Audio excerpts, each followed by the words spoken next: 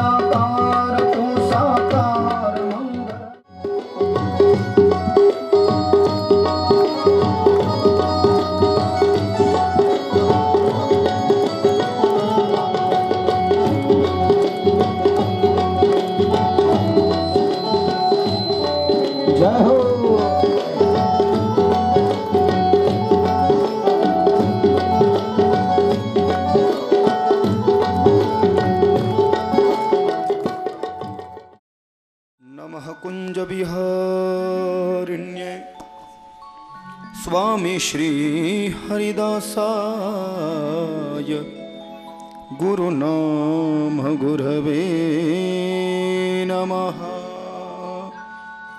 श्री राधा मेरी स्वामिनी और मैं राधे जू को दास, जन्म जन्म मोहे दीजियो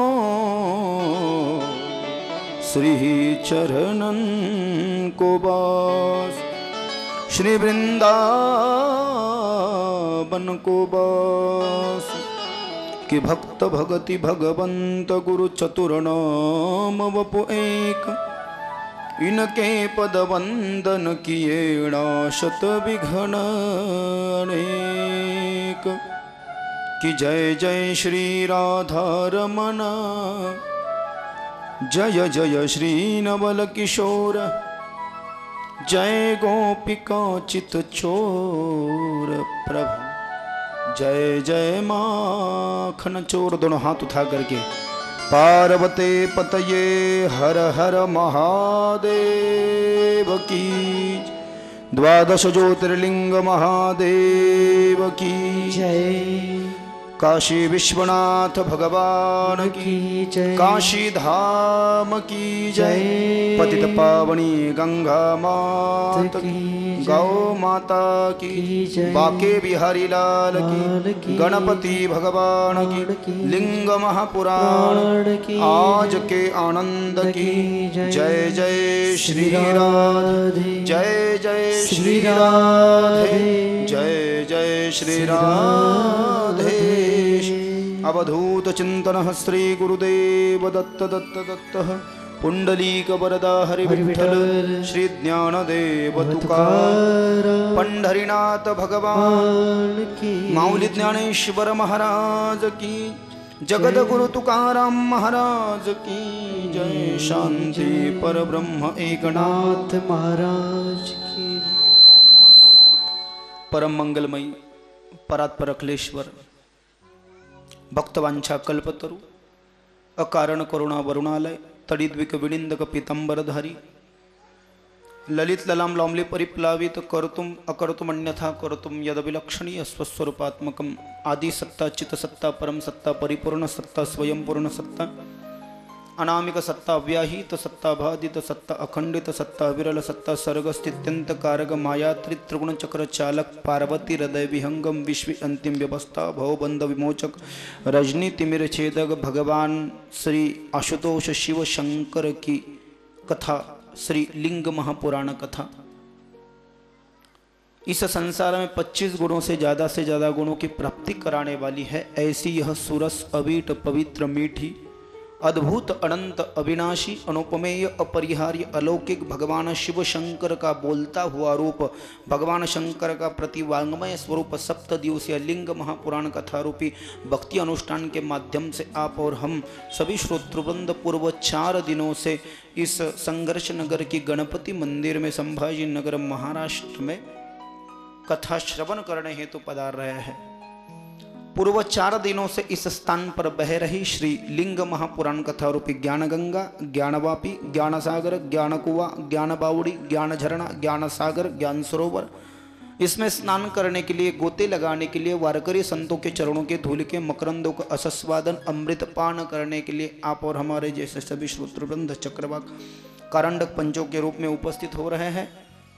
आज भी जो कथा प्रेमी कथा पंडाल में उपस्थित है वह सब वेदाध्ययन तत्पर लोक ज्ञाननिष्ठ तपोनिष्ठ वयोनिष्ठ ज्ञानवृद्ध तपोवृद्ध वयोवृद्ध गुणीजनी टाळकरी माळकरी वारकरी नानाविध अन्य सांप्रदायिक मंडली दश अदृश्य शक्ति प्रगट अप्रगट चेतना बाल गोपाल भक्ति शक्ति स्वरूपा माता बहनी भगवत चरण कमलानुरागी राजशक्ति शिवशक्ति पितृशक्ति धर्मशक्ति परमार्थ प्रेमी माइक सिस्टम वाले पांचाल महाराज, ऑपरेटिंग वाले भी पांचाल महाराज, सप्ताह कमेटी, महिला मंडल, हमारे साथ आए हुए हमारे हरिभक्ति परायण चौधरी काका, हमारी गायक मंडली, हमारे पूज्य बड़े भाई जैसे महाराज जी हरिभक्ति परायण दत्तात्रेय जी महाराज शिंदे जो 2 दिनों से कथा में पधार रहे हैं। और इस कथा का सोशल मीडिया के माध्यम से भी जो कुछ लोग आनंद उठा पा रहे हैं, जो वक्त का अभाव या कुछ अन्य कामों की व्यस्तता उस वजह से इस कथा में उपस्थित नहीं हो पा रहे हैं, वो घर बैठे ही इस कथा का आनंद ले रहे हैं हमारे YouTube चैनल के माध्यम से। तो विनोद कृष्ण शास्त्री नायगवानकर इस YouTube चैनल को प्रमोट कर रहे हैं और उस पर आपको इस कथा की, इससे पूर्व जो कुछ कथाएं हो चुकी है और आगे भी जो कुछ होगी, उन सभी कथाओं का रस लाभ आप तक पहुंचाने हेतु हमारे भाई जैसे दिनेश भैया, मेरी आवाज़ इस वक्त जिनके कानों तक जा रहे, उन सभी को भागवत जी की परिभाषा में राधे राधे, वैदिक सनातन हिंदू धर्म रामायण जी की परिभाषा में जय सिया राम, वारकरी संप्रदाय की परिभाषा में रामकृष्ण हरि जय हरि, विष्णु पुराण की भाषा में ओम नमो नारायण, गरुड़ पुराण की भाषा में जय श्री कृष्ण, शिव पुराण लिंग पुराण की परिभाषा में ओम नमः शिवाय, देवी भागवत की परिभाषा में जय माता दी, गाय की परिभाषा में जय गौ माता दी, गजानन बाबा के सेगांव के भक्तों को ओम जय गजानन, शिरडी के साई भक्तों को ओम साई राम, स्वामी समर्थ दिंडोरी प्रणीत वालों को श्री स्वामी समर्थ, स्वाध्याय के पांडुरंग शास्त्री आठवले दादा के भक्तों को जय योगेश्वर, नरेंद्र स्वामी के भक्तों को श्री गुरुदेव, धन्य निरंकार वालों को धन्य निरंकार जी, हरिओम तत्सदिति। इन समस्त वृद्ध वाक्यों को समर्पित करते हुए आज की इस मंगलमय बेला में कथा में प्रवेश करके कथा को पूर्णता की ओर ले जाने की कोशिश करें। कल कथा पूर्ण विराम लेने से पूर्व हम बड़ी ही मंगलमय कथा श्रवण कर रहे थे। भगवान शंकर और पार्वती का विवाह संपन्न हुआ। समय का अभाव था, ज्यादा चर्चा नहीं कर सके, उसको विस्तार तक नहीं दे सके, क्योंकि यह कथा हम कई बार सुन चुके हैं और शिव महापुराण में तो मुख्य रूप से इस कथा का बखान हुआ है।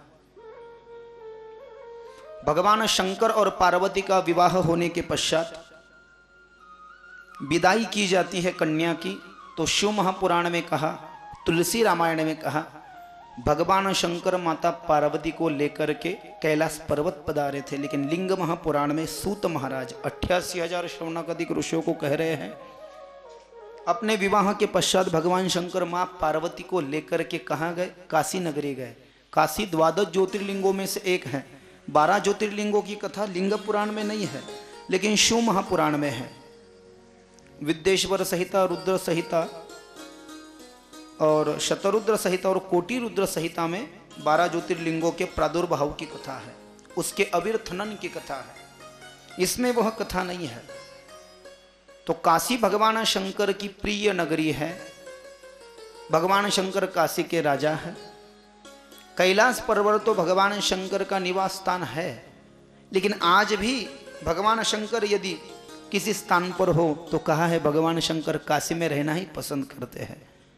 बिना काशी के एक पल भी भगवान शंकर को अच्छा नहीं लगता, सहा नहीं जाता, बहुत रोने लग जाते हैं भगवान शंकर। कई ग्रंथों में इसका वर्णन है, काशी खंड में इसका वर्णन है, स्कंद पुराण में इसका वर्णन है, लिंग महापुराण भी कह रहा है इस बात को, शिव महापुराण में इसका बखान किया गया है, अन्य ग्रंथों में इसका वर्णन है। काशी भगवान शंकर की राजधानी है, द्वादश ज्योतिर्लिंगों में से एक है, लेकिन विशेष है। काशी भगवान शंकर का गोपनीय स्थान है, गुह्य स्थान है। लिंग महापुराण में इसकी चर्चा है।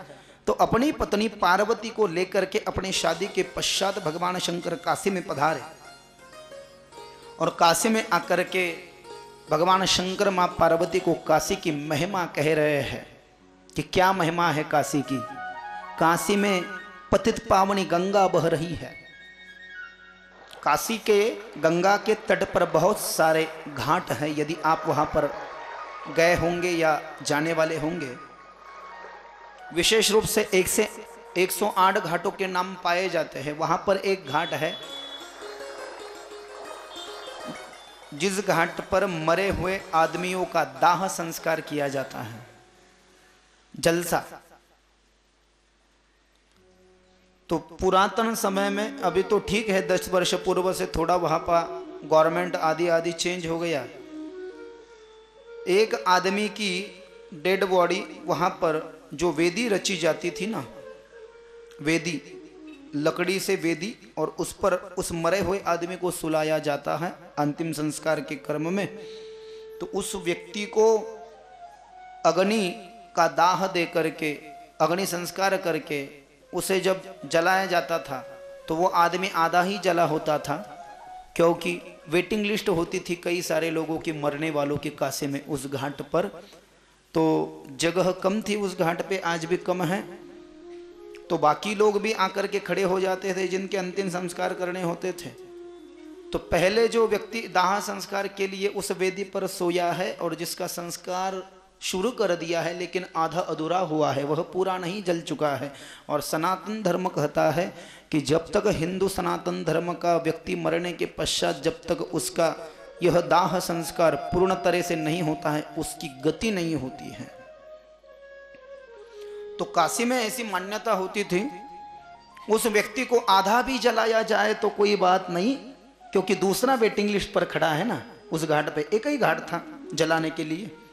तो उस आधे व्यक्ति को, वैसे आधे ही, आधा जला है और आधा नहीं जला है, वैसे ही काशी के नदी में ढकेला जाता था, तभी भी उसको गति मिल जाती थी। ये भगवान शंकर मां पार्वती को कह रहे हैं काशी की क्या महिमा है। काशी मेरा गोपनीय स्थान है। कर्मण्य करशति ही, वो हर व्यक्ति के पापों के कर्मों का कर्षण करती है। सानाम Kashi, it means that Kashi क्या है, तो काशी का अर्थ हर व्यक्ति के पाप रूपी कर्म का कर्षण वहां पर करने वाली नगरी यदि कोई हो तो काशी। काशी में 3 चीजें बहुत मायने रखती है, ध्यान देना। पहली बात, काशी में जाकर के संकल्प से मां गंगा में डुबकी लगाना, गोते लगाना, तैरना, मन से जब तक हमारे मन की इच्छा पूर्ण न हो जाए तब तक स्नान करते रहना। ततोपरांत दूसरा कर्म काशी में अपने पितरों के नाम से पिंडदान करना, और पिंडदान के पश्चात पुनः एक बार स्नान करना, काशी विश्वनाथ के दर्शन लेना, और श्री काशी में शिव महापुराण या भागवत की कथा सुनना। हर व्यक्ति के पाप का कर्षण करने वाली काशी है।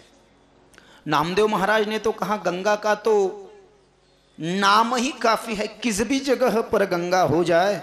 संत नामदेव महाराज कहते हैं, हमारे पंढरपुर वाले वारकरी संप्रदाय में, वाचे म्हणता गंगा गंगा सकल दोष जाती भंगा, दृष्टि पडता ब्रह्मगिरी त्यासी नाही यमपुरी, त्यासी नाही यमपुरी। हरि बोल, जय हो।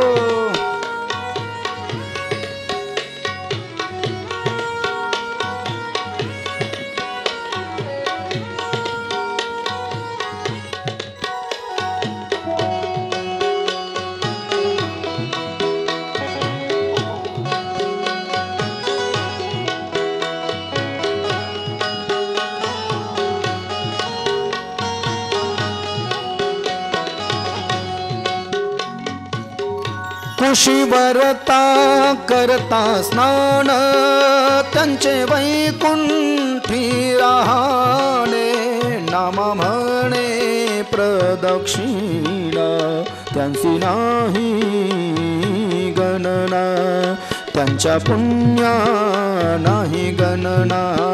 वाचे म्हणता गंगा गंगा, सकळ दोष जाती भंगा. दृष्टी पडता ब्रह्मगिरी त्यासी नाही यमपुरी, त्यासी नाही यमपुरी.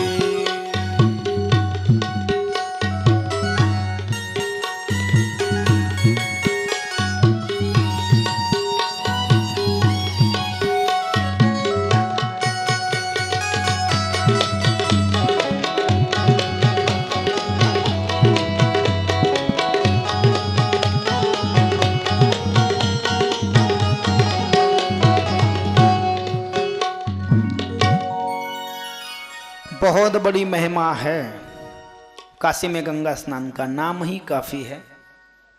संत नामदेव महाराज कहते हैं, अपने वाणी से रोज गंगा का एक बार स्मरण करने से मात्र जीवन के पापों का अंत हो जाता है.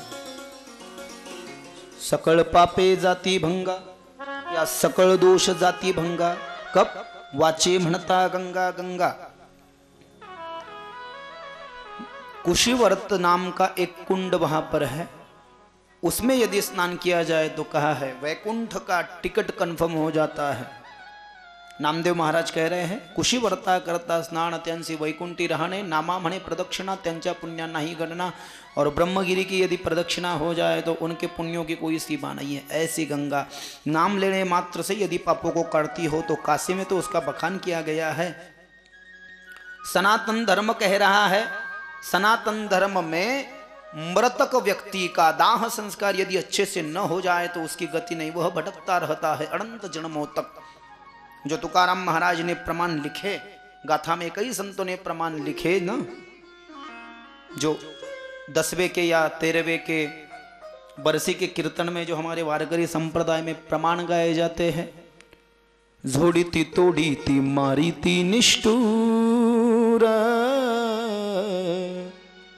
पातक करने वाले व्यक्तियों को कई सालों तक यम के दूत उसका शरीर काटते हैं, उसे मारते हैं, ऐसा दुख देते देते उसे यम तक ले जाते हैं. तो ऐसे असह्य पापों को काटने वाली मां गंगा. इसीलिए काशी में ही यदि व्यक्ति का आधा अधूरा भी अंतिम संस्कार हो जाता था और उसे गंगे में ढकेल दिया जाता था, तभी भी वो कैलाश लोक का अधिकारी था. ये काशी की गंगा की अद्भुत महिमा है प्यारे. काशी की महिमा अलग से सुनना पड़ेगी, क्योंकि उसकी ही यदि चर्चा की जाए. काशी में रहना समझ लेना अनंत जन्मों का पुण्य है. बहुत सुंदर काशी खंड में तो एक इतनी अद्भुत कथा आ गई है. काशी का एक राजा बन गया था, उसने शंकर से ही, शिवजी से ही वरदान प्राप्त किया था कि मुझे काशी का राजा बना दीजिए और आप काशी को छोड़ दीजिए. क्यों? क्योंकि एक ही राजा एक वक्त एक जगह पर रह सकता है. शिवजी राजा थे काशी के. कौन? शिवजी राजा थे काशी के.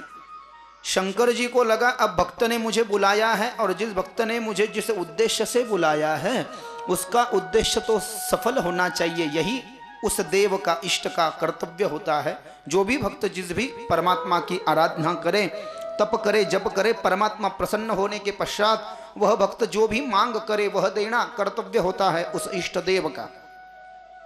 भगवान शंकर ने सोचा कि यह तो मेरा निस्सिम भक्त है, निष्कांचन भक्त है, इसे मुझसे कुछ नहीं चाहिए, लेकिन क्या मांग रहा है? मेरी आत्मा ही मांग ली. काशी ये मेरा पूर्ण रूप है. वैसे तो संसार में जितने भी शिवलिंग है मेरे महादेव का स्वरूप है, और किसी न किसी अंश मात्र से क्यों न हो महादेव उसमें बसते ही है, इसमें कोई दो राय नहीं, कोई संदेह नहीं.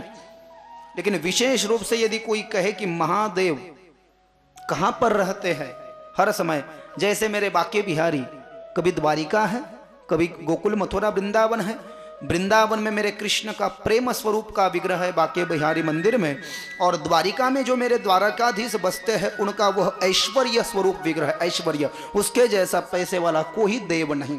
क्योंकि द्वारिका में जब कृष्ण ने 16,108 विवाह किए थे ना, तो हरि विजय में इस बात को लिखा है कि उन पत्नियों को ऐसा लगे कि प्रभु जी हम पर पूर्ण प्रेम करते हैं, किसी में पार्शलिटी, किसी में भेदभाव न हो, तो वैकुंठ का पूरा खजीना खाली करके द्वारिका में ले आए थे। तो द्वारिका में जो मेरा द्वारिकाधीश कृष्ण है वो ऐश्वर्यवान है, और वृंदावन में जो मेरा बाल कृष्ण जो है ना, जो लड्डू खाता है, जो माखन मिश्री खाता है, जो बंसुरी बजाता है, जो राधा रसेश्वर है, जो राधा को रिझाने वाला है प्यारे, जो गोपियों को प्रेम देने वाला है, जो वृंदावन के रज कनिकाओं में बसा है, जहाँ का पत्ता पत्ता डाली डाली कृष्ण बोल रहा है, वो मेरे प्रेम का कृष्ण है, वो मेरे ऐश्वर्य का कृष्ण है। याद रखना इस बात को। वैसे महादेव पूर्ण रूप से कहाँ पर बसते हैं, ऐसा यदि कोई सवाल करे तो नो डाउट महादेव तो कैलाश मानसरोवर में है आज भी, जो चीन में पड़ता है। महादेव कैलाश मानसरोवर में है, कैलाश उनका निवास है। और दूसरा निवास यदि कोई कहे तो दूसरा निवास मेरे महादेव का, राज्य करते हैं, काशी के सिंहासन पर विराजते हैं, 12 ज्योतिर्लिंग में हर लिंग में है, लेकिन राजा काशी के हैं। मैं क्यों कह रहा हूं इस बात को? उस राजा ने कहा मुझे चाहिए, मुझे कुछ दिनों के लिए काशी के राजा बना दो, और आप काशी छोड़ दो प्रभु जी, आप कैलाश पर चले जाओ।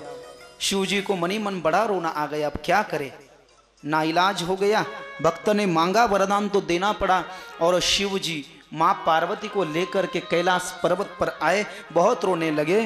क्यों? क्योंकि शिव जी का जो काशी छोड़ करके उनका दिल ही कहीं नहीं लग रहा था। तो उनका पुत्र गणपति की अब कथा आएगी। कार्तिक स्वामी की कथा लिंग पुराण में नहीं है, लेकिन गणपति की है इसमें, और उसमें भी कार्तिक स्वामी गणपति की है शिव महापुराण में, लेकिन लिंग पुराण में गणपति की कथा है, लेकिन थोड़ी अलग से है, आगे हम सुनेंगे कैसे। ब्रह्म वैवर्त पुराण में गणेश खंड का वर्णन हुआ है माता बहनों, ध्यान से सुनिए। ब्रह्म वैवर्त पुराण जो है ना, उसमें 4 खंडों का वर्णन है। एक खंड है प्रकृति खंड, जिसमें पूर्ण विग्रह भगवान श्री कृष्ण की चित शक्ति राधा रानी के ब्रह्म स्वरूप का विवरण किया गया है, प्रकृति खंड। दूसरा है सृष्टि खंड, जिसमें सृष्टि का वर्णन आदि आदि, खगोल भूगोल सप्तद्वीप पाताल स्वर्ग आदि आदि। एक है कृष्ण जन्म खंड, जिसमें भगवान श्री कृष्ण की महिमा का बखान किया गया, और दूसरा है गणेश जन्म खंड, जिसमें भगवान गणपति की कथा है। तो उसमें कहा गया कि पार्वती ने शंकर जी की आज्ञा से पुत्र देने वाला देवता कौन है, बोले मेरे बाके बिहारी लड्डू गोपालई संतान गोपाल प्राप्ति मंत्र, ओम नमो भगवते वासुदेवाय, पुत्र देने वाला देवता है। तो पार्वती ने मुझे पुत्र हो जाए इसलिए मेरे कृष्ण की आराधना की। तो कृष्ण ने कहा चिंता मत कर माँ पार्वती, मैं ही तेरा पुत्र गणपति बन जाता हूँ। कृष्णच गणपति झाला। ब्रह्म वैवर्त पुराण में गणेश खंड में लिखा, गणेश महापुराण में अलग लिखा है। पार्वती ने अपने हाथों को ऐसे घीसा और थोड़ा सा मल नीचे गिर गया तो मेरे गणपति भगवान बन गए। कब बन गए? माघ शुद्ध चतुर्थी, वरद चतुर्थी, तिलकुंद चतुर्थी, गणेश चतुर्थी जिसको बोलते हैं। कब आएगी? 25 तारीख को आएगी ना। हाँ, उसी के माध्यम से जो है सप्ताह चल रहा है ना, तो उसमें वैसा। और इसमें क्या कहा गया? इसमें गणपति का जो अवतार है, शंकर ही गणपति बन गए। आप बोलोगे क्यों? फिर दिमाग की बत्ती गुल हो जाएगी, ऐसा क्यों? हमको तो पता है भाई गणपति है, पार्वतीच्या मळीपासून झाला होता, लेकिन मैं सभी कथा सत्य है कल्पभेद से, लेकिन अलग अलग। पार्वतीच्या मळीपासून गणपती झाला, वेगळ्या कल्पात गणेश पुराण सांगितलं गेलं। लिंग पुराण उससे भी पहले कहा गया है, तो शंकर ही गणपति बन गए। और ब्रह्म वैवर्त पुराण की रचना अलग समय में अलग कल्प भेद में कल्प में हुई है, इसलिए कृष्ण भी गणपति बन जाते हैं, शिव भी गणपति बन जाते हैं, और गणपति भी गणपति बन जाते हैं। यदि आपने गणेश पुराण कथा कही सुनी है तो गणपति के गणेश पुराण में कहा गया कि गणपति ही सबसे बड़ा देव है और ब्रह्मा विष्णु महेश उनकी आज्ञा में रहते हैं। गणपति की आज्ञा से ही ब्रह्मा विष्णु और महेश का जन्म हुआ है। गणेश कैसे ब्रह्म स्वरूप है यह देखने के लिए ब्रह्मदेव गणपति के उदर में गए थे। जैसे इसमें ब्रह्मदेव विष्णु के शरीर में गए थे और विष्णु ब्रह्मदेव के शरीर में गए थे ना, तो गणेश पुराण में लिखा है इस बात को। गणेश पुराण में 2 खंड है, उपासना खंड और क्रीड़ा खंड। उसकी भी कथा मैं करता हूँ, यूट्यूब पे नहीं आया है वो, लेकिन आ जाएगा बहुत जल्द से जल्द। तो ब्रह्मदेव जो है भगवान गणपति की शरीर में गए थे और गणपति के शरीर में गए तो देखते ही रह गए। ऐसा अद्भुत नजारा देखा कि गणपति भगवान के शरीर में बहुत सारे फल थे, ऐसे एप्पल जैसे, उसका नाम है ब्रह्मांड फल। ब्रह्मदेव ने गणपति के शरीर में जाकर के एक ब्रह्मांड फल फोड़ा और ब्रह्मांड फल जैसे ही एक फोड़ा। गणपति के शरीर में जाकर के कई सारे ब्रह्मांड फल थे लेकिन एक को फोड़ा, उसको फोड़ा तो उस ब्रह्मांड फल में ब्रह्मदेव ने देखा कि गणपति का गणेश लोक है, सप्त द्वीप है, सप्त सागर नदियां बह रही हैं, पर्वत है, शंकर का कैलाश उस फल में है, मेरा ब्रह्मलोक उसमें है, विष्णु का विष्णु लोक है, देवी का मणिद्वीप है, कृष्ण का गोलोक धाम है। एक ब्रह्मांड फल में यदि इतना हो सकता है तो ब्रह्मदेव समझ गए गणपति किम रूप, गणपति साक्षात ब्रह्म, कृष्णम ब्रह्मम कृष्णस्तु भगवान स्वयं। लेकिन गणेश पुराण में गणपति ब्रह्म है, लिंग पुराण में शंकर ब्रह्म है। जैसे जो भी कोई ग्रंथ हो, देवी भागवत में कहा गया माँ सबसे बड़ी है और ये देवता तो सो गए थे देवी भागवत में, ब्रह्मा विष्णु महेश। वो तो नवरात्रि में हम आरती गाते हैं ना, क्यों? ब्रह्मा विष्णु महेश के बिना ये जगत चल नहीं सकता, हम मानते हैं इस बात को, क्योंकि ब्रह्मा सृष्टि रचाने वाले हैं, विष्णु हमको पालने वाले हैं और उचित समयोपरांत destroyed all of them. Third eyes of lord Shiva, तीसरी नेत्र के द्वारा जब तीसरी नेत्र खोल डालते हैं तो संपूर्ण सृष्टि में प्रलय सा हो जाता है, पृथ्वी जल में चली जाती है, कुछ नहीं बचता। और उस पृथ्वी के ऊपर, उस जल के ऊपर मेरे महादेव काशी को धारण करते हैं, सब कुछ डूब जाता है प्रलय के बाद में। ध्यान से सुनिए, लेकिन महादेव काशी पर कितना प्रेम करते हैं मेरे माता बहनों, काशी को डूबने नहीं देते। प्रलय में भी काशी अमर है। प्रलय का मतलब क्या है? सब कुछ मिट जाना, कुछ न बचना, भगवान के सिवाय एवरीथिंग डिस्ट्रॉयड, कुछ नहीं बचेगा, बस भगवान आदि, भगवान ही अंत। लेकिन कितना प्रेम काशी पर शिव जी करते हैं कि त्रिशूल पर उसको धारण करते हैं और त्रिशूल पर काशी को धारण करने के पश्चात शिव और कृष्ण मेरे वृंदावन का बाके बिहारी और कैलाश मानसरोवर का मेरा शिव दोनों एक रूप हो जाते। हरिहराना ही भेद नका करुवाद, एक एकाचे हृदय गोडी साखरे ठाई भेदकासी नाड एक विलांटी साड उजवे वाम भाग तुका म्हणे एकची अंग अभंग डंबर 99 तुकाराम महाराजांची गाथा। दोनों एक रूप हो जाते हैं और दोनों एक रूप होने के पश्चात कृष्ण और मेरे महादेव बाल बन जाते हैं। झूले में झूलने वाला जैसा झूलेलाल होता है ना, सिंधी लोगों का देवता झूलेलाल, बाके बिहारी का जो वरुण महाराज का रूप है, वो भी कथा मैं करता हूँ। आप बोलोगे महाराज जी आप क्या क्या करते हैं? जितने ग्रंथ दुनिया में है वो सब मैं कर लेता हूँ। अब तो गुरु चरित्र की भी कथा करना है, नवनाथ की कथा करना है, वेंकटेश बालाजी विजय की भी कथा करना है, क्योंकि आदमी चलेगा तब। अभी संसार में मैं तो जिनको मानता हूँ, वैसे तो मेरे गुरुदेव पूज्य विश्वविख्यात भागवत रत्न गोस्वामी मृदुल कृष्ण जी महाराज, उनके जैसी तो भागवत कथा कोई नहीं करता है संसार में इस वक्त फिलहाल। और दूसरे जो मेरे गुरु हैं प्रसिद्ध हिंदू कथाकार पूजनीय मोरारी बापू, जिनकी कथा 20 तारीख से देहू में चल रही है लाइव टेलीकास्ट में, क्योंकि मुरारी बापू ने हमको सिखाया है कि हर बार बोलो तो अलग बोलो, तो ही मरते दम तक चलोगे। वही घिसा पिटा सुनाए कैसेट में तो लोग बोलेंगे कोई मतलब नहीं है इसमें। ऐसे विद्वान तो कई सारे हैं महाराष्ट्र में जो एक ही बात कई बार बोल के जाते हैं, लेकिन वही मुरारी बापू से सीखना चाहिए, हर बार अलग। अभी चल रहा है मानस अभंग, रामायण के आधार पर मानस पर बोलते हैं, मानस मृत्यु, मानस स्वर्ग, मानस महावीर, तो ये होती है विद्वत्ता। हर बार अलग कंसेप्ट रिप्रेजेंट किया जाना चाहिए। ऐसे विद्वानों की आवश्यकता है महाराष्ट्र में भी, भारत में भी, और है इसलिए यह देश, यह सनातन धर्म टिका है, चला है। तो ये पूजनीय हमारे गुरु से ही हमको जो कुछ मिला है। वैसे मैं तो अपने आप को कुछ भी नहीं मानता, मैं तो विद्यार्थी हूं। मैं तो अभी पहले भी यही कहता था, अभी भी यही कह रहा हूं, आगे भी यही कहता रहूंगा। हाँ, स्वाध्याय मात्र जरूर कर लेते हैं। 10 घंटे का स्वाध्याय हमारा होता है। 10 घंटे माने कि हमारी पढ़ाई होती है रोज। अब तो कथा में इतना नहीं हो पाता है, कथा में तो ऑन द स्टेज प्रैक्टिस हो जाती है, लेकिन घर पर जो अब होते हैं तो दिनेश भैया को पता है रियाज भी होता है, तो कथा में नहीं होता है, लेकिन अन्य समय में तो 3-3, 4-4 घंटा गायन का भी रियाज हो जाता है, थोड़ा योगा है, थोड़ी पूजा है, तो स्वाध्याय कर लेना पड़ता है। ये स्वाध्याय करने से ही तो फिर विद्वत्ता जन्म लेती है, यह आवश्यक है। अलग अलग जब सुनेंगे तब श्रोताओं का भी हृदय गदगद हो जाता है। तो कहने का अभिप्राय, देवी भागवत में कहा जैसे गणपति के शरीर में ब्रह्मदेव ने कई सारे फल देखे, एक फल में पूरा संसार देखा। वैसे देवी भागवत में लिखा, देवी का पद है मणिद्वीप। मणिद्वीप में ब्रह्मा विष्णु महेश तीनों सो चुके थे। तीनों को देवी ने उठाया, तुम मेरे बालक हो ब्रह्मा, मैं तुम्हें सत्यलोक दे रही हूँ और तुम्हें एक पत्नी दे रही हूँ। अपने शरीर से आदि शक्ति जगदम्बा माता ने ब्राह्मणी नाम की शक्ति निकाली और जो ब्रह्मा को सावित्री के रूप में पत्नी रूप में दे दी। विष्णु को कहा तू भरण पोषण कर, अपने शरीर से मैं तुझे एक पत्नी दे रहा हूं। अपने शरीर से वैष्णवी शक्ति का प्रादुर्भाव किया, विष्णु को पत्नी रूप में लक्ष्मी दे दी। मैं शंकर, तू डिस्ट्रॉय कर दे प्रलय के समय में, मैं तुझे पत्नी के रूप में मेरा ही स्वरूप एक रौद्राणी शक्ति दे रही हूं।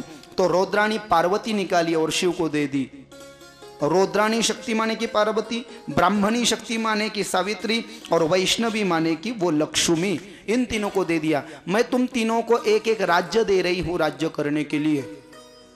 देवी भागवत में देवी ने क्या किया, एक विमान में तीनों को बिठाया, ब्रह्मा विष्णु महेश को, और बिठा करके सबसे पहले सत्यलोक ले गई जो ब्रह्मा का लोक है। उस सत्यलोक में जब ये ब्रह्मा विष्णु महेश नीचे उतरे विमान से ना, तो तीनों जन देखते ही रह गए। क्यों? क्योंकि ये ब्रह्मा विष्णु महेश विमान से उतरे देवी के साथ, और सत्यलोक में पहला ब्रह्मदेव पहले से ही बैठा है। इससे पहले भी तो ब्रह्मदेव चकित हो गए, माँ की लीला है कौन समझ सकता है। ऐसे ही वैकुंठ में और ऐसे ही कैलाश लोक में फिर तीनों को विमान में बिठाया, और विमान में बिठा करके देवी ने अपने पद को तीनों को दिखाया। मणिद्वीप सप्त सागरों के नीचे देवी का पद है, देवी का लोक है जिसका नाम मणिद्वीप लिखा गया देवी भागवत में। वहाँ पर देवी ने अद्भुत रूप धारण किया। हरी साड़ी देवी को पसंद आती है।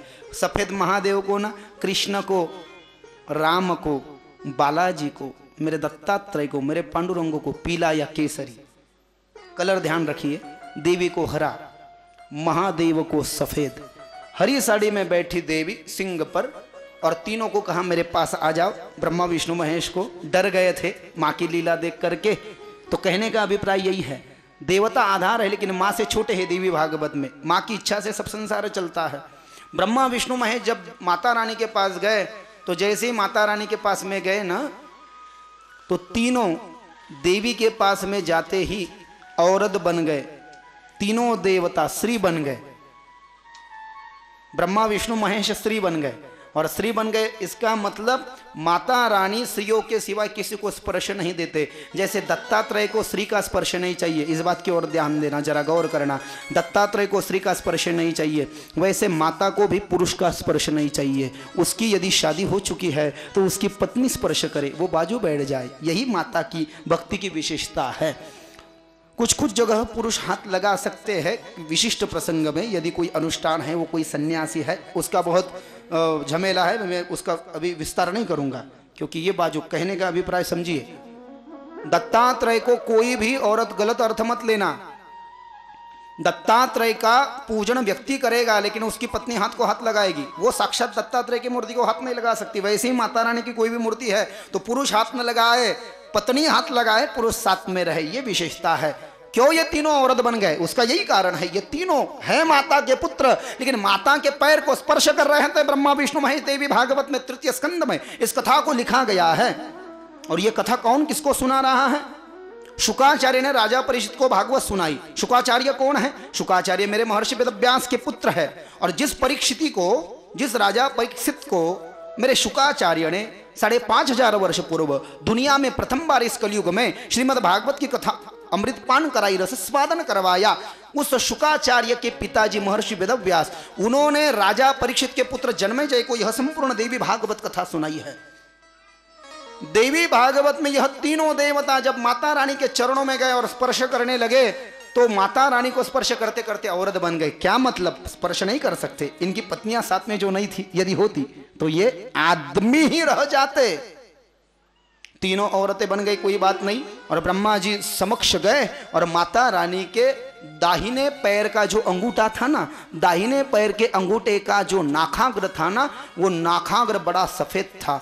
दाएं पैर के अंगूठे के नाखून में ब्रह्मदेव ने देखा पूरा संसार ब्रह्मदेव को मेरे माता रानी के दाहिने अंगूठे के नाखून में दिखाई पड़ा।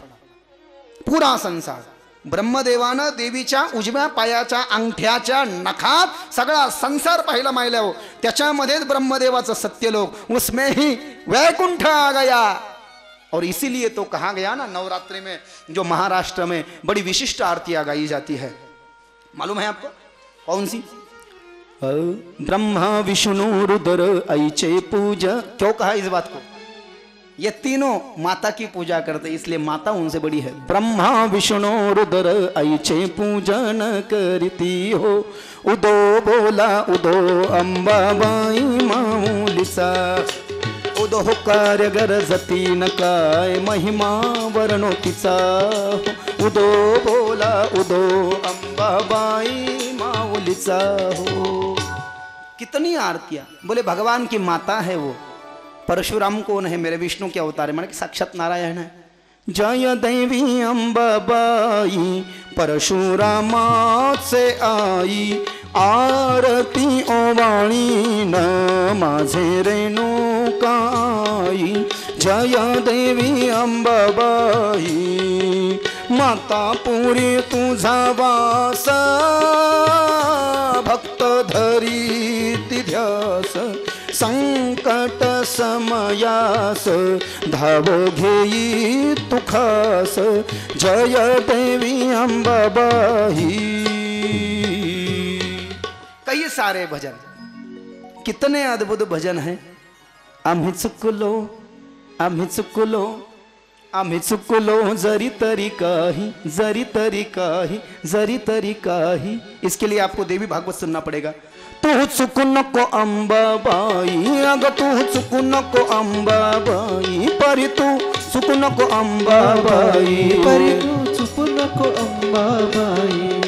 मी चुकलो जरी तरी काही, आम्ही चुकलो जरी तरी काही, तू चुकू नको अंबाबाई, तू चुकू नको अंबाबाई, तू चुकू नको अंबाबाई। कई सारे भजन हैं, लेकिन मुझे बस एक स्पष्ट करना था, इसलिए संस्कृत है देवी के कुछ भजन, वो तो प्रसिद्ध आपने सुना होगा, 27 श्लोकों वाला जो संस्कृत में गाया जाता है। महिषासुरमर्दिनी स्तोत्र। ऐ गिरिनंदिनी नंदित मेदिनी विश्व विनोदिनी नंदनुते, गिरिवरविंद शिरोधिनी वासिनी विष्णु विलासिनी जिष्णुनुते, भगवती हे शीतकंठ कुटुंबिनी भूरि कुटुंबिनी भूरि पुते। जय जय हे महिषासुरमर्दिनी रम्यक परदिनी शैलसुते, सुरवर वर्षिणी दुर्धर धर्षिणी दुर्मुख मर्षिणी हर्षरते, त्रिभुवन पोषिणी षड्कर तोषिणी किल्बित मोषिणी घोषरते, दतुजनि रोषिणी ऋतुसुरतोषिणी दुर्मद शोषिणी सिंधुसुते। जय जय हे महिषासुरमर्दिनी रम्यक परदिनी शैलसुते, ऐ जगदम्ब मदम्ब कदम्ब वन प्रिय वासिनी हासरते, शिखर शिरोमणि त्रकय हिमालय संगणिजालय मध्यगते, मधु मधुरे मधुकैटभरे तु भतरि जले तु रासरते। जय जय हे महिषासुरमर्दिनी रम्यक परदिनी शैलसुते, मा रम्यक परदिनी शैल, मा रम्यक परदिनी शैल सुते। शिरावाली की, जोतावाली की, मेहरावाली की, खपरावाली की, अंबे मात की, रेणुका माता की, एक वीरा आईचा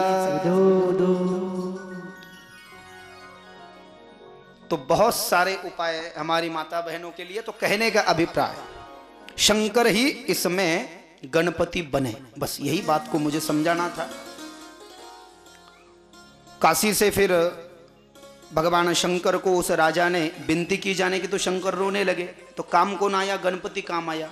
गणपति को सहा नहीं गया, पिताजी आप क्यों रो रहे हो? बेटा गणेश, शिवजी ने कहा काशी छोड़ करके मेरा जी नहीं लगता, लेकिन क्या करूं, भक्त को वरदान देना पड़ा। ये मेरा ब्रीद है, दीनानाथ ब्रीद सांभाली आपुले। देवता का कर्तव्य है भक्त को वरदान देना। वो राजा राजा बन गया है, फिर जब तक वो निकल नहीं जाएगा तब तक मैं काशी वापस नहीं जा सकता। तो क्या किया जाए? उसको यदि वापस निकालना है तो उससे कोई अधर्म होना चाहिए।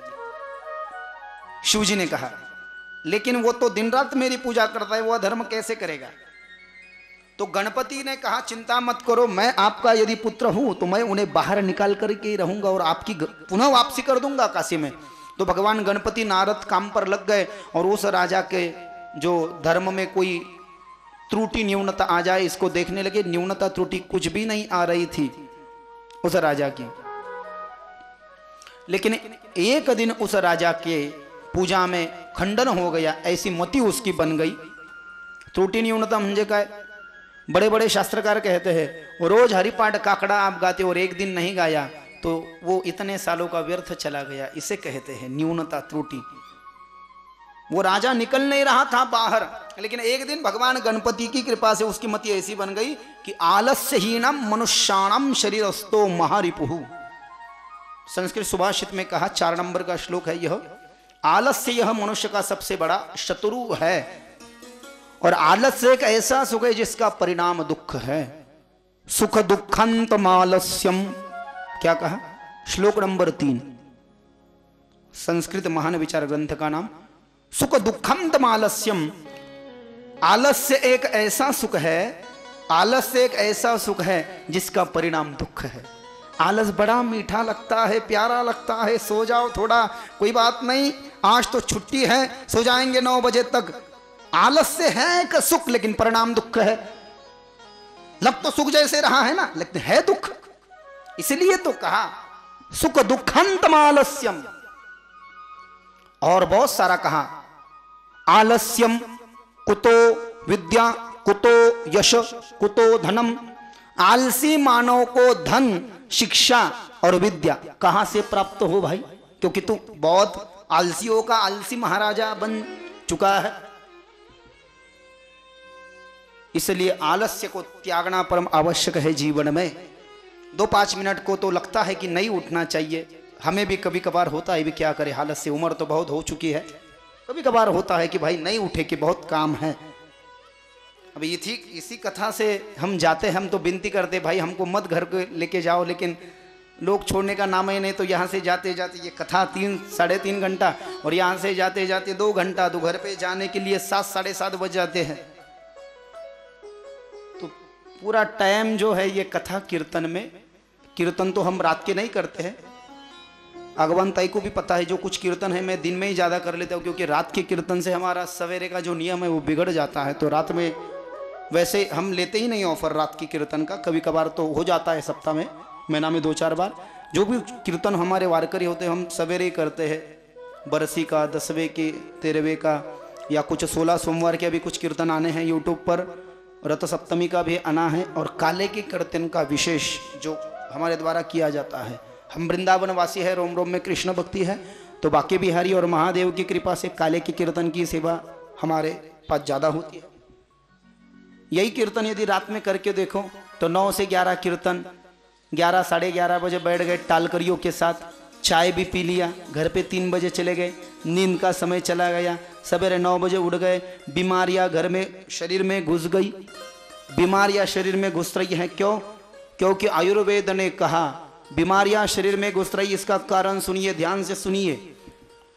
आप यदि इस बात को सुन लो और जहन में डाल लो तो किसी बीमारी के बाप में हिम्मत नहीं आपके शरीर पर अटैक कर सके, आपके शरीर को बीमारी छुएगी तक नहीं। लेकिन कहां पर मिस्टेक हो रही है सुन लीजिए जरा।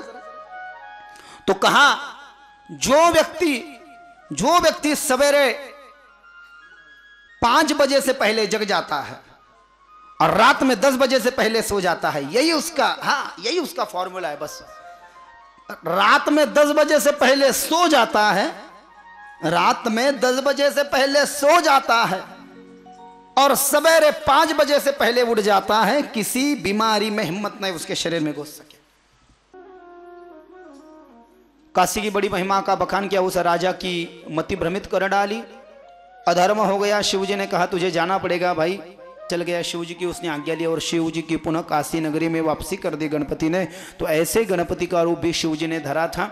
हमने कई बार सुना है जया और विजया पार्वती की 2 सखियाँ थी। शिव महापुराण में कथा गणपति की आई है जन्म की, कि उन्होंने कहा इस कैलाश पर्वत पर जहाँ वहाँ शिव जी की सत्ता चलती है, उनके ही गण घूमते हैं, हमारे लिए कोई स्वतंत्र है ही नहीं, तुम्हारी आज्ञा में रहे ऐसे कोई बालक तुमको चाहिए। तो माता पार्वती ने माघ शुद्ध चतुर्थी के दिन, गणेश चतुर्थी के दिन दोपहर में 12 बजे ही ऐसे अपने हाथ की कलाई पर जैसे ही ऐसा प्रेस किया, अपने हाथ की कलाई पर माँ पार्वती जब घिसने लगी अपनी उंगलियों से तो मल नीचे गिर गया और उससे भगवान गणपति का जन्म हुआ। ऐसी कथा अन्य पुराणों में। लिंग पुराण कह रहा है कि सभी देवता शिव की शरण में आ गए और शिव जी को कहा आप गणपति का रूप धारण कीजिए और राक्षसों का वध कीजिए। तो शिव जी ही गणपति बन गए। मां पार्वती को बड़ा आनंद हुआ। लिंग पुराण में कहा 8 साल की आयु के रूप में शिव जी ने गणपति का अवतार धरा और पहले से ही उसे हाथी जैसी सुंड लगी थी। गणपति के अवतार में तो बाद में लगाई ना, बालक जैसा ही मुख था, शिव जी ने काट डाला था उसको, अंदर को नहीं जाने दे रहे थे इसलिए। लेकिन कहा शिव जी ने जब रूप धरा गणपति का तो पहले से ही गणेश जी को सुंड है। ऐसा सुंदर स्वरूप भगवान गणपति का है। बोलिए सिद्धि विनायक गणपति भगवान की जय। पार्वते पतये हर हर महादेव की जय। भगवान शंकर के विवाह के पश्चात, काशी के महात्म्य के पश्चात, गणपति के जन्म की कथा के पश्चात दारुकासुर नाम के राक्षस की कथा लिंग महापुराण में आई। ऋषियों ने सूत जी महाराज से पूछी, नृत्यारंभम कथम शंभो किमर्थम वा यथा तथम वक्तुमर्हसि चस्माकं श्रुतः स्कंदाग्रजोद्भवम्। एक कथा हमने सुनी तो नहीं होगी लेकिन देखा कई बार होगा कि मां काली ने अपनी जिह्वा ऐसी बाहर निकाली है और बाल रूप वाले शंकर जमीन पर सो रहे हैं और क्रोध की आवेश में आकर के मां काली ने, जिसने गले में मुंडों की माला पहन रखी है और 8 भुजाएं जो तो एक हाथ में राक्षस की मुंडी पकड़ रखी है, अन्य हाथों में अन्य अन्य चीजें जिसके हैं, ऐसी काली मां बाल रूपी शंकर के हृदय पर, शरीर पर, छाती पर पैर दे करके खड़ी है। वो कथा है ये। क्यों? तो कहा ऐसी कौन सी आन पड़ी थी जो शंकर ने बाल रूप धारण कर लिया और मां काली क्रोधाविष्ट हो गई और शिव जी के हृदय पर उसने पैर रख दिया। तो कहा दारुकासुर नाम का राक्षस था, संसार में उसने त्राहिमाम मचा रखा था। सभी देवताएं मां पार्वती और शिव जी की शरण में आई और कहा दारुकासुर का कुछ बंदोबस्त कीजिए। तो शिव जी ने कहा मैं बंदोबस्त करता हूं। तो शिव जी के शरीर से 8 भैरवों ने जन्म लिया, 8 भैरव और काली। यह दारुकासुर के समक्ष युद्ध के लिए उपस्थित हुए। युद्ध करते करते राक्षस मरे से नहीं मर रहा था। काली इतनी क्रोधिष्ट हो गई कि जिसने संसार में त्राहिमाम मचा रखी है, मां काली के आंखें गुस्से से लाल हो गए और अंततः शिव जी की और मां पार्वती की कृपा से मां काली ने उस राक्षस का ध्वंस कर डाला। लेकिन उसे मारने की वजह से इतनी क्रोध आ गया कि मानो जैसे पूरा संसार जल करके खाक हो जाएगा। अब मां काली को कौन शांत करेगा, उनका क्रोध कौन पिएगा? इसलिए भगवान शंकर काशी में पधारे और काशी में जाकर के भगवान शंकर बाल रूप हो गए और बाल रूप होकर के काशी में जाकर के सो गए। वहीं पर मां काली गई और मां काली ने उस जमीन पर सोए हुए बाल रूप शिव को देखा और बाल रूप शिव को मारने की इच्छा से या क्या उस राक्षस को मारा है, लेकिन जो जो अभी सामने आएगा उसे भी मार दूंगी, इस उद्देश्य से मां काली जब बाल रूपी शिव के समक्ष उपस्थित हुई तो शिव के हृदय पर अपना पैर रखते ही मां काली का जो गुस्सा है वह ठंडा हो गया। तो मां काली ने बड़ी प्रसन्नता पूर्वक अपना पैर जिस बाल शिव के हृदय पर रखा था उस बाल शिव को उठा लिया और उठा करके अपने स्तनों को बाल रूपी शिव के मुख में दे दिया। तो बाल रूपी शिव शंकर ने मां काली का गुस्सा पिया। दूध तो पिया ही पिया, लेकिन दूध से पूर्व उनका गुस्सा पी डाला। जहर शिव ही पी सकता है और गुस्सा भी शिव ही पी सकता है। मां काली को बड़ी प्रसन्नता हुई और मां काली भगवान शिव से क्षमा याचना करने लगी। तो मैं भी बड़ा प्रसन्न हूं, शिव ने कहा। और आनंद में शिव तांडव नृत्य की कथा इसमें आई है। इसी कथा में कि जब राक्षस का वध हो गया, उसका उद्धार हो गया, शिव जी भी प्रसन्न हो गए, उन्होंने अपना रूप धर लिया और माँ काली का गुस्सा ठंडा हो गया। तो माँ काली नाचने लगी, अष्ट भैरव भी नाचने लगे और शिव भी नाच लगे। और शिव जी ने नाचते नाचते अपनी जो जटा थी, जटा की गांठ छोड़ दी। फिर तो देखना ही क्या, शिव तांडव नृत्य करने लगे शिव जी। जटाटवी गलज्जल प्रवाह पावितस्थले गले वलम्ब्य लम्बिताम्भुजंग तुंग मालिका डमड्डमड्डमन्निनाद नाद बड्डमरवयं चकार चंड तांडवं तनोतु नः शिव शिव जटाकटाः सबरमं भ्रमण्डिलिं पनिर्गरि प्रमोदमान मानसे विलास वीचि वल्लरि धगद्धगद्धगज्ज्वलल्ललाट पट्टपावक किशोर चन्द्रशेखर घरे रति प्रतीक्षणं मम रति प्रतीक्षणं मम।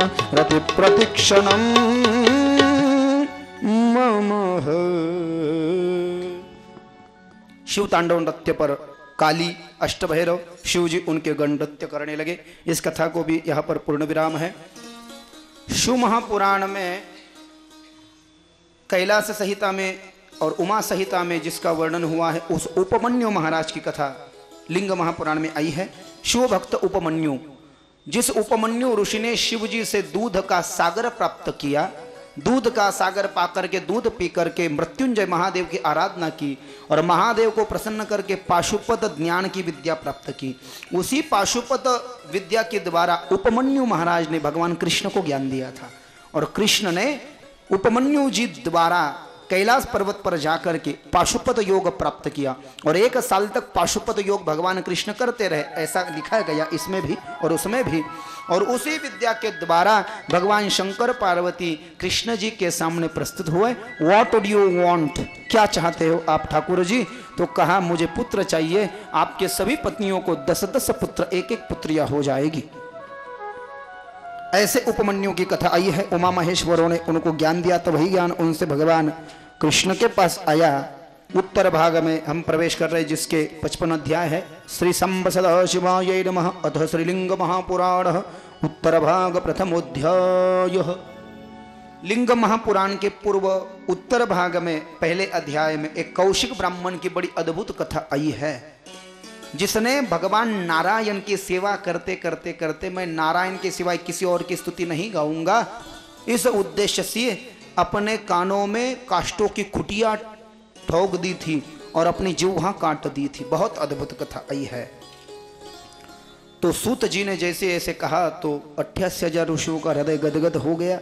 हम यह कथा सुनना चाहते हैं। कृष्णस्तुष्यति केणेह सर्वदेवरेश्वरः वक्तुमर्हसि चास्माकं सूत सर्वार्थविद भवान् कि नारायणानां दिव्यानां धर्माणां श्रेष्ठमुत्तमं तत् किं ब्रूहि महाप्राज्ञा भक्तानामिह सुव्रता। नारायण अपने भक्तों पर कैसी कृपा करते हैं, जरा सुनाओ ना बोले। तो कहा भगवान कृष्ण जो नारायण है और नारायण जो कृष्ण है। अभी आप बोलोगे लिंग पुराण है, लेकिन अब ये जो है ना कथा नारायण की आ गई इन पहले 10 अध्यायों में, कि नारायण ही महादेव का रूप है। तो कहा एक क्षेत्र में एक कौशिक नाम का ब्राह्मण रहा करता था और उस कौशिक ब्राह्मण ने ऐसा व्रत लिया था, उसकी गायकी इतनी गजब थी और इतनी अद्भुत गायकी थी कि क्या कहे। अपनी अद्भुत गायकी के द्वारा वो ठाकुर जी को रिझाता था, मेरे कृष्ण को रिझाता था, मेरे कृष्ण की भक्ति करता था। रोज भगवान की अर्चन पूजन गायन से ही करता था। उसकी गायन की ख्याति चारों ओर पहुंच गई। कौशिक नाम का ब्राह्मण जब गायन करता था तो नास्तिक आदमी भी आस्तिक हो जाता था। ऐसी गजब की गायकी अद्भुत ठाकुर जी के प्रति। सारी दुनिया है दीवानी राधा रानी आपकी, कोई भी सुने तो दीवाना हो जाए। कौन है जिस पर नहीं है मेहरबानी आपकी, अजी सारी दुनिया है दीवानी राधा रानी आपकी, सारी दुनिया है दीवानी राधा रानी आपकी। सारा जहां है एक चमन और उस चमन के फूल हम, सारा जहां है एक चमन और उस चमन के फूल हम, इन सभी फूलों में शामा, उन सभी फूलों में शामा, हम निशानी आपकी, सारी दुनिया है दीवानी राधा रानी आपकी। श्री राधे हरि बोल।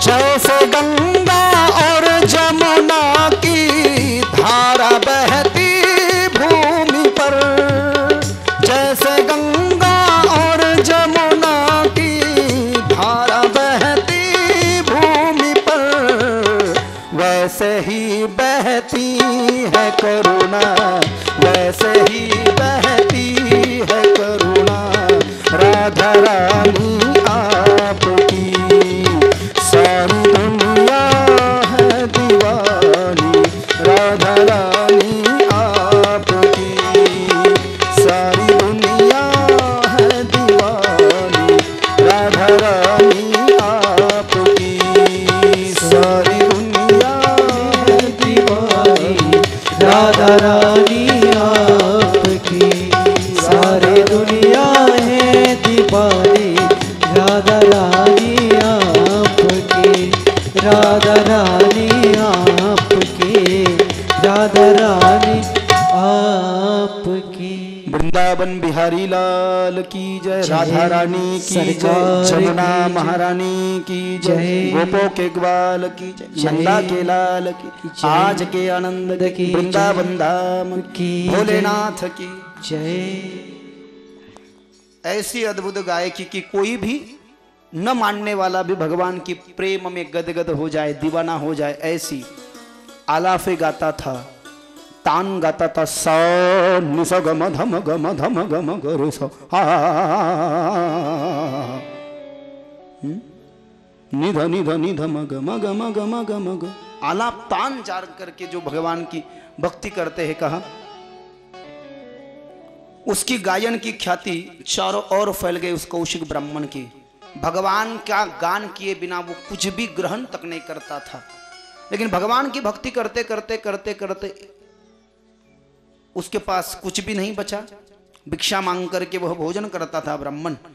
और उसी नगर में कौशिक ब्राह्मण जहां पर भगवान की गायन की भक्ति करता था, पद्माक्ष नाम का एक दूसरा ब्राह्मण था। उसने देखा कि यह ब्राह्मण भगवत की अद्भुत स्तुति गाता है, इसे अन्न देना चाहिए।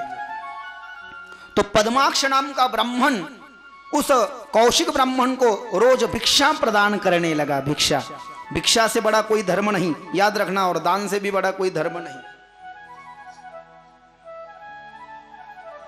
If you can able for this some donation for the anywhere to सत्कार्य, किसी सत्कार्य में कुछ धनराशि देने की यदि आपकी भगवान ने परिस्थिति बनाई है तो बिल्कुल न सोचते हुए दे देना चाहिए, क्योंकि व्यर्थ जगहों पर हम कई हजार, 2000, 5000, 10,000 ऐसे खर्च कर डालते हैं प्यारे, जिससे बस हमको ये सांसारिक आनंद होगा, आध्यात्मिक रूप से उसका कोई फायदा नहीं है, न कोई पुण्य है, न हमारे पुत्रों को उसका कुछ पुण्य होगा। दानम परम भूषणस्य, इस जीवन का यदि कोई रत्न है, कोई आभूषण है, इस जीवन का यदि कोई गुण है तो कहां है? वो दान है मेरे माता बहनों। दान से बढ़कर इस संसार में क्या हो सकता है? लेकिन सत्पात्री दान, दान यदि कभी गलत दे दिया जाए, बहुत बार होता है ना, हम समझ लेते हैं भक्ति लेकिन हो जाता है दोष। आमच्या बऱ्याच माता मावल्या देवाच्या मंदिरात गेल्या ना, गेट बंद असतं देवाचं, मग तुम्हाला जर का एवढेच देवाचे पाय दाबायचे, पुजाऱ्याकडे जाऊन चाबी आणली पाहिजे, वाटही पाहत नाही, नहीं आज तो ठाकुर जी तुम्हें यहाँ पर रुला कर ही रहूंगी या नीचे बुला कर ही रहूंगी, लेकिन किस बलबूते पे? भगवान के मंदिर का गेट लगा पड़ा है, ताला लगा पड़ा है, गेट के अंदर से ही लड्डू लिया और भगवान की मुंह पे मार के फेंक दिया। फूल ले लिया, भगवान के पेट पर मार के फेंक दिया। 1 रुपए का सिक्का लिया, ये ले।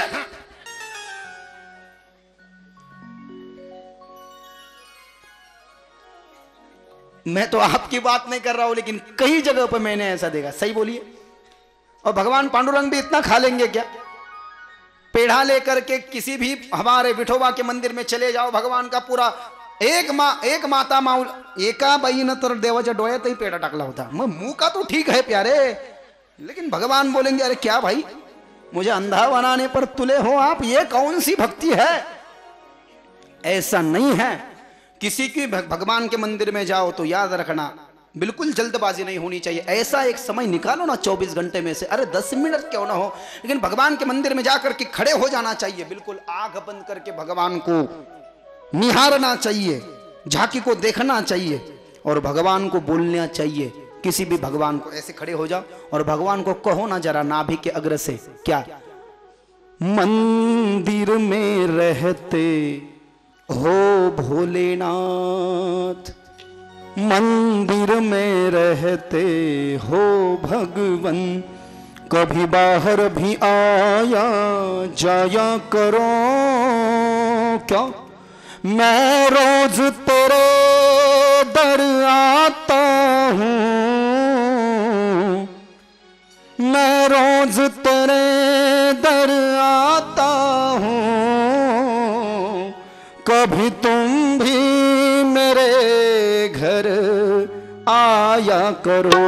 मंदिर में रहते हो भगवन, मंदिर में रहते हो भगवन, कभी बाहर भी आया जाया करो, कभी बाहर भी आया जाया करो।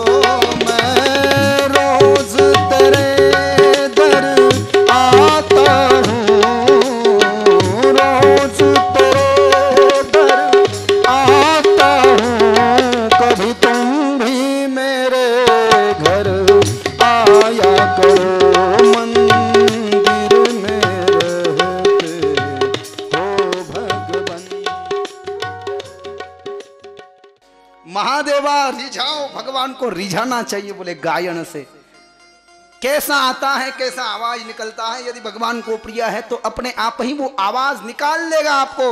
लेकिन भगवान कहते हैं भगवान को रिझाना चाहिए।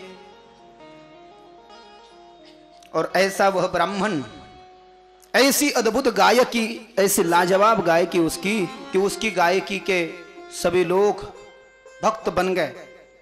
और उसी गायन भक्ति के द्वारा पद्माक्ष नाम का ब्राह्मण उसे भोजन देने लगा। और एक दूसरा ब्राह्मण जुड़ गया जिसका नाम था मालव, और उसकी पत्नी का नाम था मालवी।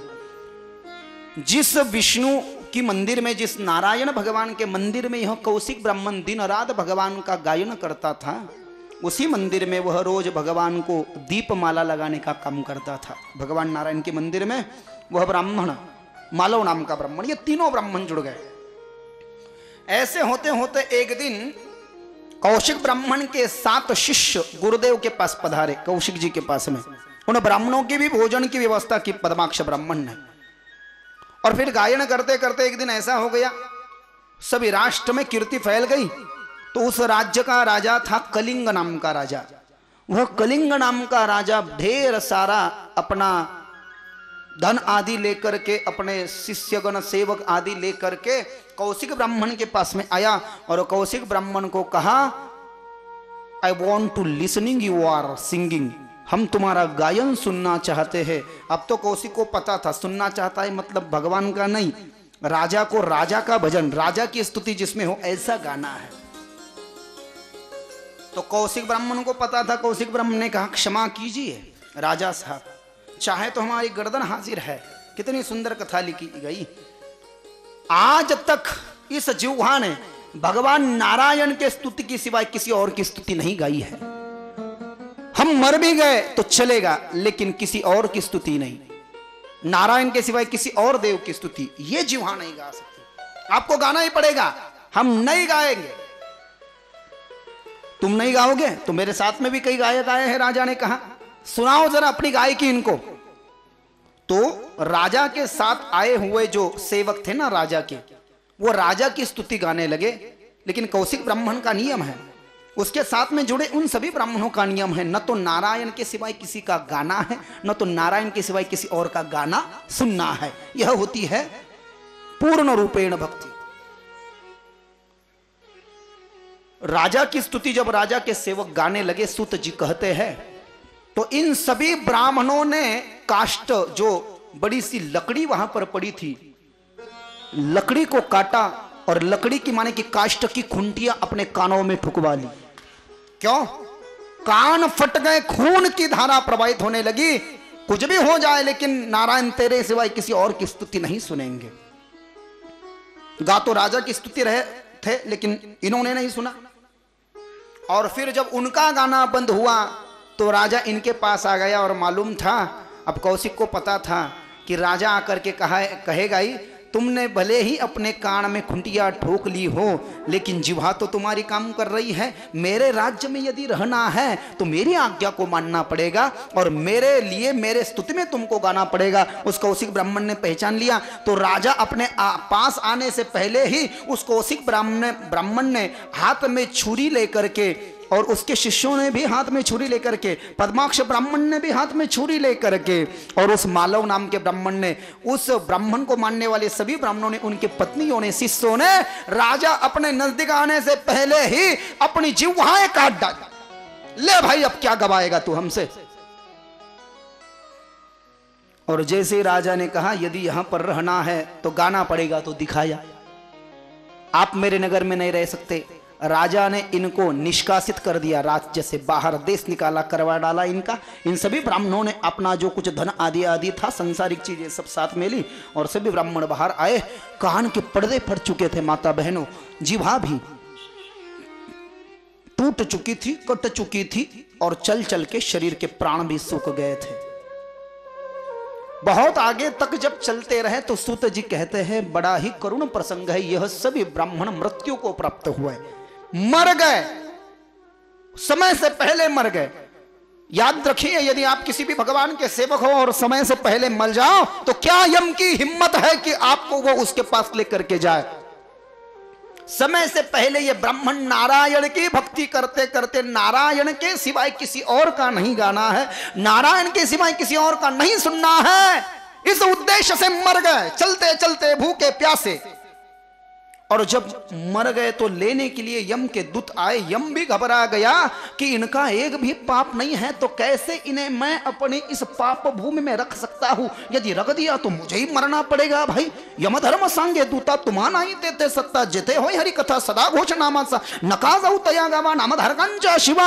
अरे वारकरी संप्रदाय में जहां पर अखंड हरिनाम सप्ताह की जो सामने कमान लगी हुई है ना, वहां पर हमारे गेट के ऊपर यदि काकड़ा सुनाई दे, हरिपाठ सुनाई दे, भजन सुनाई दे, तो यम कहता है डोंट बी एंटर इनसाइड, वहां पे जाना मत, क्योंकि तुम यदि गए, यदि भगवान का भजन सुन के भी, तो याद रखना हमारी ही शामत आ जाएगी। वक्त से पहले ये ब्राह्मण मर गए, यम के पास गए, यम भी घबरा गया, करूं तो क्या करूं, मेरे हाथ में तो नहीं है। उनको यम ने उनका स्वागत किया। यमलोक में तो स्वागत नहीं होता है, सजा दी जाती है, लेकिन इनका कोई पाप ही नहीं था प्यारे। यम ने इनको बिठाया और ब्रह्मा से बातचीत की कि ऐसे ऐसे ब्राह्मण हमारे पास आए हैं और समय से पहले ही उनका देहांत हो गया है, तो क्या करें। ब्रह्मा जी ने कहा अब तो नारायण ही इसका समाधान कर सकते हैं। ब्रह्मा जी यम के साथ उन सभी ब्राह्मणों के पास में आए जिनकी मृत्यु हो चुकी थी। आपका स्वागत है, चलिए मेरे साथ में, मैं आपको श्वेत द्वीप में लेकर के जाता हूँ। श्वेत द्वीप विष्णु का बैठने का स्थान, वैकुंठ विष्णु का रहने का स्थान, क्षीरसागर सोने का स्थान। श्वेत द्वीप बैठने का स्थान विष्णु का, वैकुंठ रहने का स्थान, और महासागर शेष सोने का स्थान। श्वेत द्वीप में भगवान विष्णु बैठे हैं, उनकी स्तुति में बहुत सारे मुनि वहां पर पधारे हैं। माँ लक्ष्मी है, कुछ संत है, योगी है, जपी है, तपी है, सन्यासी है, जिनको वैकुंठ लोक की प्राप्ति हो चुकी है। ऐसे बड़े बड़े योगी जपी तपी सन्यासी है। और जब भगवान विष्णु की उस श्वेत द्वीप की सभा में ब्रह्मदेव इन सभी ब्राह्मणों को लेकर के गए, तो ब्राह्मणों ने जैसे ही दूर से मेरे मनमोहक छवि वाले देखने मात्र से चित्त चुरा लेता है ना, वो सच्चिदानंद रूपाय, जिसके रूप को आंखों में बिठा लेना चाहिए, जिसको हृदय में बिठाए बिना चित्त को स्थिरता नहीं मिलती, ऐसा मेरा नारायण, जिसके लिए जीवन भर गाया, उसको आज साक्षात देखने का मौका नसीब हो गया। अपने आप को धन्य समझने लगे सभी ब्राह्मण कि आप धन्य हो ब्रह्मा जी कि जिसके बारे में गाया वो आज सामने बैठा है। और कहा ये ब्राह्मण आपके सभी सेवक है प्रभु जी, आपकी सेवा में निरंतर रत थे, आपका गायन करते थे, आपका गायन करते करते आपके सिवाय किसी को नहीं गाना था। जिह्वाई काट दी इन सभी ने और अपने कान में खुटिया ठोंक ली। नारायण को बड़ी प्रसन्नता हुई। नारायण ने कहा आप समय से पहले मृत हो चुके हो, मैं आपको जीवित कर दूं? नहीं नारायण, अरे ये छोड़ करके कौन उस दुख से भरे संसार में जाना चाहेगा, लेकिन मुझे बहुत बुरा लग रहा है। आप मेरे भक्त हो और मैं सब कुछ सह सकता हूं, लेकिन मेरे भक्त पर अन्याय नहीं सह सकता। ऐसे ही मेरा एक भक्त प्रहलाद था, उसके पिता ने ही उसको तकलीफ दी, तो मैं उसके लिए नरसिंह बनकर गया था। आप कहिए मैं आपके लिए क्या करूं? नहीं प्रभु जी, माझे चित्त तुझे पाई, राहे ऐसे करी काही, धरोणिया बाही भवहातारी दातारा चतुरा तू श्रोमणी कुणलावण्या चेखारी, सकळा मुकुटामणी धन्य तुची विठोबा करिया, तिमिराचा नाश उदय होनी प्रकाश तोडी आशा पाश, पाहे मी गुंतलो नेता माझी असे तुम्हा चिंता। वारकरी भजन मालिक नंबर 5। काकड़ा में नभंगों को गाया जाता है वारकरी संप्रदाय में। बस तुम्हारे चरणों की ही सेवा हमको चाहिए भगवान। भगवान को बड़ी प्रसन्नता हुई, लेकिन नहीं, आप यहां पर आए हो तो मैं तुम्हें कुछ दे करके रहूंगा सबको, लेकिन 3 मुख्य है, कौशिक ब्राह्मण गाने वाला, पद्माक्ष उसको अन्न देने वाला, और दूसरा मालव भगवान विष्णु की मंदिर में रोज दीप माला लगाने वाला। कहा पद्माक्ष तुम राजा बन जाओ, मैं तुम्हें राजा बना देता हूं। नहीं प्रभु जी, नहीं, बन जाओ, बैकुंठ का ही मैं तुम्हें राजा बना देता हूं, श्वेत द्वीप का, यहां पर तुम सब पर निगरानी रखना। बस उस गाने वाले ब्राह्मण को अन्न दिया, सोचिए जरा, अन्न दिया तो राजा बन गया। और वो जो मालव था ना, वो मालव जो दीप लगाता था, उस मालव को धन का अध्यक्ष कर डाला। श्वेत द्वीप में जितना भी धन है भाई, तू रोज दीप माला लगा था, तेरे पास में फूटी कौड़ी तक नहीं थी, ले आज से इस श्वेत द्वीप के धन को तू संभाल। और कौशिक नाम के जो ब्राह्मण और उनके शिष्य आदि थे, उनको वैकुंठ का पद दे दिया। जब तक आपका जी रहेगा तब तक आप यहाँ पर रही है। और जैसे ही भक्तों का मनोरथ सार्थ किया, वहाँ पर माँ लक्ष्मी आ गई। माँ लक्ष्मी का दर्शन पा करके तो ये बड़े प्रसन्न हो गए, और वहाँ पर देवर्षि नारद और तुम्बुरु आ गए। नारद से भी बड़ा गायक तुम्बुरु है। तुम्बुरु भी भगवान नारायण की स्तुति गाने लगा। नारद को नहीं आया तो नारद को सभी विष्णु गणों ने हकेल दिया और तुम्बुरु गायन करने लगा। तो नारद को बड़ा बुरा लग गया कि मुझे क्यों हकेल दिया। तो कहा भाई तेरा गायन थोड़ा कमजोर है, तुझे 1000 साल प्राणायाम के द्वारा सांस रोक करके भगवान नारायण की आराधना करना पड़ेगी, और तब तुझे में सामर्थ्य आएगा। सामर्थ्य आने के बाद में रियाज के लिए भी शरीर में ताकत चाहिए, उसके लिए भी थोड़ा बादाम गिदाम खाना चाहिए, तर्री नहीं खाना चाहिए। तो कहा जा। नारद चला गया और एक गिरिकंदिरा में जाकर के 1000 साल उसने प्राणायाम आरंभ किया, सांस रोकी और नारायण की साधना करने लगा। और इधर तुम्बुरु भगवान की स्तुति गाने लगा। नारायण का जो नाम है वो पत्थर को भी रुला दे, और पापियों को अजामिल जैसे पापी को जो तारता है। नाम तुझे रे, नाम तुझे रे, नाम तुझे रे नारायणा, नाम तुझे रे, नाम तुझे रे, नाम तुझे रे नारायण। तुम्बुरु नारद से भी श्रेष्ठ गायक है। नारद को बड़ा बुरा लगा। नारद भगवान की तपस्या करने लगे 1000 सालों तक। प्राणायाम 2 प्रकार है प्राणायाम के। ये बाया हाथ जो है ऐसे रख देना, सीधा बैठ जाना, इसको कहते हैं योग मुद्रा, चीन मुद्रा, ध्यान मुद्रा। ये दोनों हाथ, इसका नाम अंगुष्ठ, इस उंगली का, तर्जनी इसका नाम, मध्यमा इसका नाम, अनामिका इस उंगली का नाम, कनिष्ठिका। ये जो दोनों है तर्जनी और मध्यमा, इनको ऐसे भ्रू मध्य में लगा लेना। It is a great hypnotism. चेतना केंद्र, यहाँ पर मूलाधार जो 1000 कमल है इनको जागृत करना होता है। ये 2 उंगलियां यहाँ पर रख देना। अंगुष्ठ है तो जो दाया नासापुट है, उजवी कड़ची जी नागपुड़ी है, नासापुट, दाहिना नासापुट यहाँ पर दबोच लेना और बाएं नासापुट से अंदर को सांस खींचना और फिर ये जो 2 उंगलियां बचे हैं उनसे उनको भी बंद कर देना। अंदर जो सांस खींची जाती है उसको कहते हैं पुरक, अंदर में जो सांस रोकी जाती है उसको कहते हैं कुंभक। जो सांस ली है उसे कहा है पुरक, जिसे रोका है उसे कहा है कुंभक और जिसे छोड़ दिया है उसे कहा है रेचक। पुरक घेतला, कुंभक कोंडला, रेचक सोडला। प्राणायाम ऐसा 3 बार करने से एक प्राणायाम हो जाता है। उसमें भी 2 प्रकार है, सगर्भ प्राणायाम, अगर्भ प्राणायाम। सगर्भ माने की उजवी नाकपुडी बंद, डाव्या नाकपुडीतून श्वास घेतला, कोंडला, कोंडल्यानंतर उजव्या नाकपुडीतून सोडला। पण डाव्या नाकपुडीतून घेतलेला श्वास कोंडल्यानंतर 3 वेळेस गायत्री मंत्र म्हणायचा आणि मग श्वास सोडायचा, त्याला सगर्भ प्राणायाम म्हणतात, गायत्री मंत्र के उच्चारण सहित। यदि मंत्र नहीं गाएंगे तो वो हो जाएगा अगर्भ। तो देवर्षि नारद सगर्भ प्राणायाम 1000 साल तक करते रहे। नारायण प्रसन्न हुए, व्हाट डू यू वांट, मैं तुम्बुरु के बराबर गायक होना चाहता हूँ, तेरी प्रसिद्धि तुम्बुरु से भी ज्यादा हो जाएगी। तो हमने सुना है ना, देवर्षि नारद ही पीना लेकर के घूमते हैं ना, तुम्बुरु का नाम कहाँ पे ज्यादा है। तो भक्ति की और तपश्चर्या की बलबूते पे नारद तुम्बुरे से भी श्रेष्ठ गायक कहलाए और भगवान विष्णु के पार्षद बन गए। आज भी तीनों लोगों में वीणा लेकर के नारायण नारायण नारायण हो नारायण नारायण नारायण